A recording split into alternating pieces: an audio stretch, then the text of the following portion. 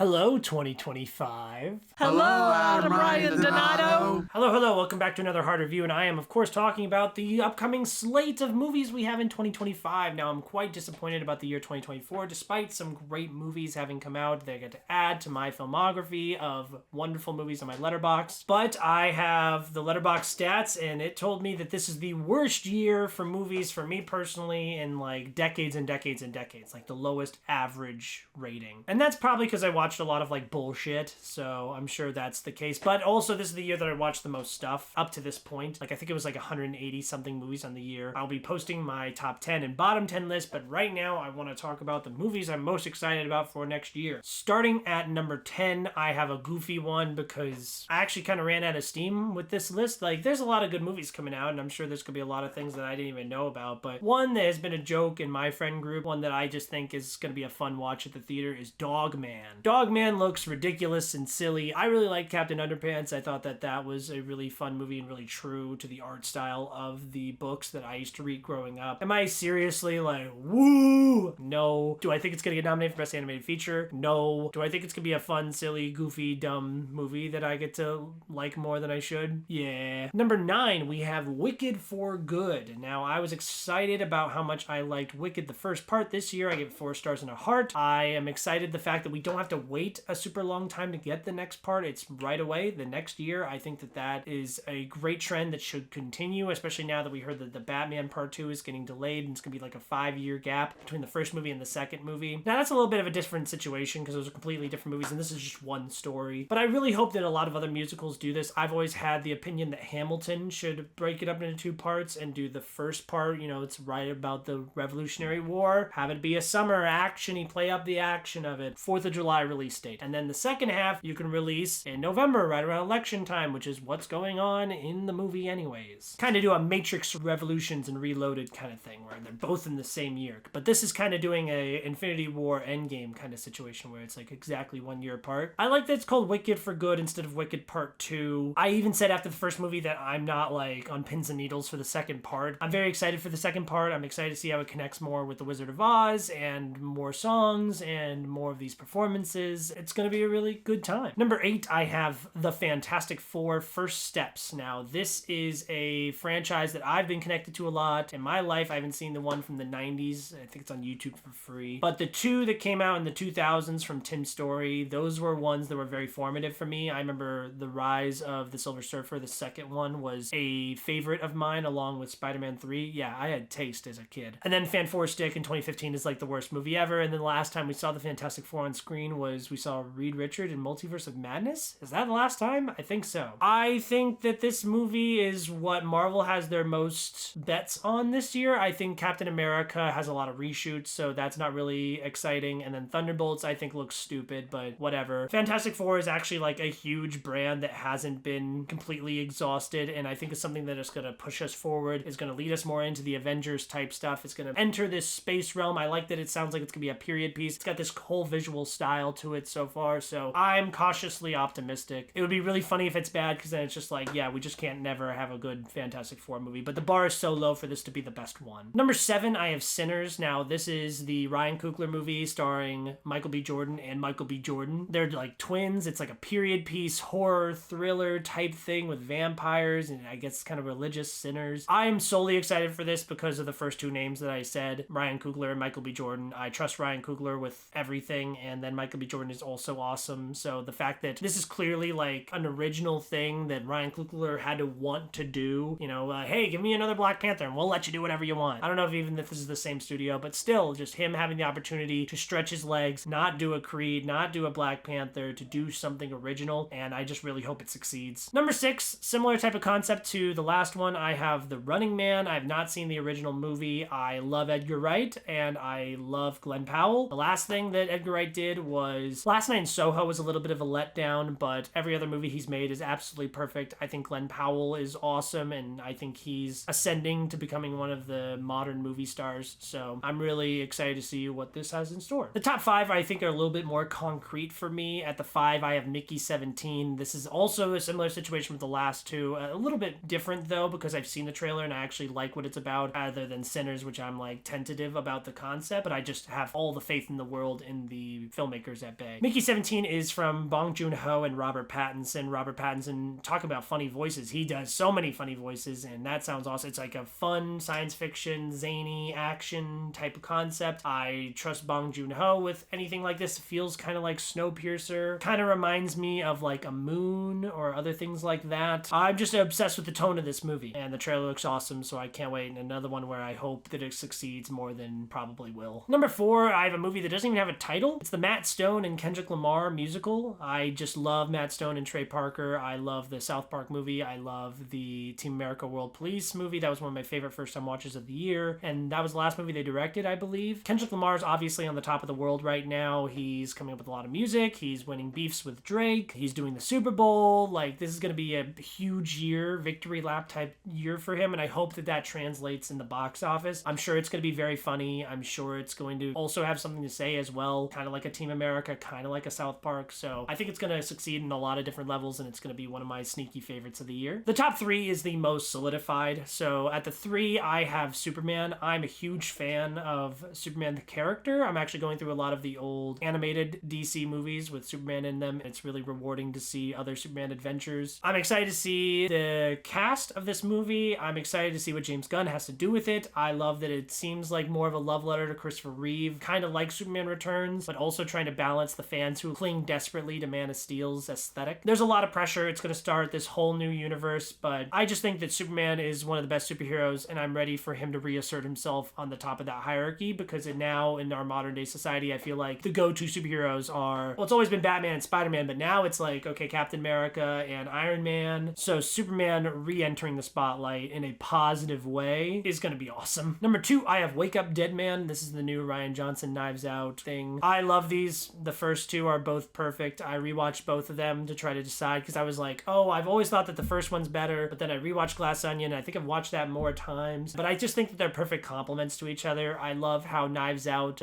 twist is kind of like thrown away and then brought back, and then in the second one, Glass Onion, I love that the twist is not who the villain is, it's who the hero is. And so here I'm expecting Rian Johnson to do what he does best, which is subvert my expectations and make a great movie. So I'm really excited. The cast looks awesome. Josh O'Connor is one I'm specifically really excited to see after what he did with Challengers this year. I'm sure it's gonna be funny. I'm sure it's gonna have something to say. I'm sure it's gonna be an interesting mystery. I'm sure it's gonna look beautiful, and I can't wait. Number 1, far and away, is Avatar Fire and Ash. This movie is gonna be awesome. It's gonna be crazy to get an Avatar movie only like, what, 3 years after the last one, when we had to wait like over a decade prior. I love Avatar. These are the most beautiful movies ever made, the best visual effects of all time. I'm really invested in the story now. I love Miles Quaritch, the villain of the second one and also the first one. But in the second one, he got so much more interesting because now he's put in the body of a Na'vi, and he has this illegitimate son, Spider, thinks that his parents are Jake Sully, and, you know, I mean, not actual parents, but like that's his family, you know what I mean? The siblings, that's his family. And then this one, I think that the narrator's changing to the son, who obviously the one who's alive, who had the relationship with the whale. I'm really excited about that. That's such a huge, crazy thing to do, to just like seamlessly transition into a new protagonist. Like, I love in the second one how they just decided, they were like, oh yeah, I've been speaking the Na'vi language for so long, it sounds like English. And then it just sounds like English, and it's like, well, you can't just do that. You mean whole language. You just threw it all away. But James Cameron doesn't give a fuck. Neither do I. And I'm really excited to see what he's building towards. And then there's multiple movies after this, but it'll be interesting to see if this is the one that finally gets James Cameron a bunch of Oscars. Now, I know the other 2 won Oscars, but this one finally winning Best Picture. You know, it's the whole Return of the King idea. I really want Dune Part 2 to win Best Picture. It's not my favorite movie of the year. It's the second favorite movie of the year. Sorry for spoiling my top 10 list. That really feels like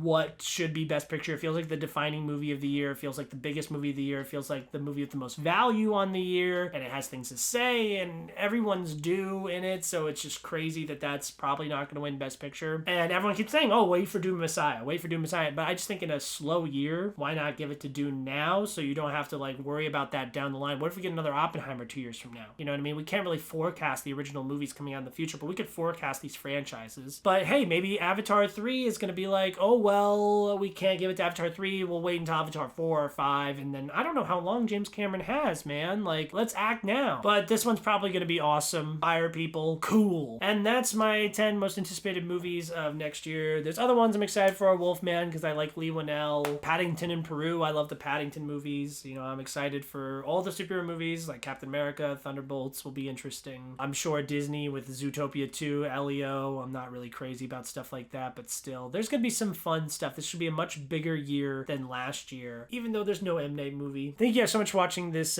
review. It was more like me talking about what I was excited for. What are you excited for? Tell me in the comments what your most anticipated movies are of the year. Thank you guys so much for watching this video. Like, comment, subscribe, and thank you for another great year of watching movies with me.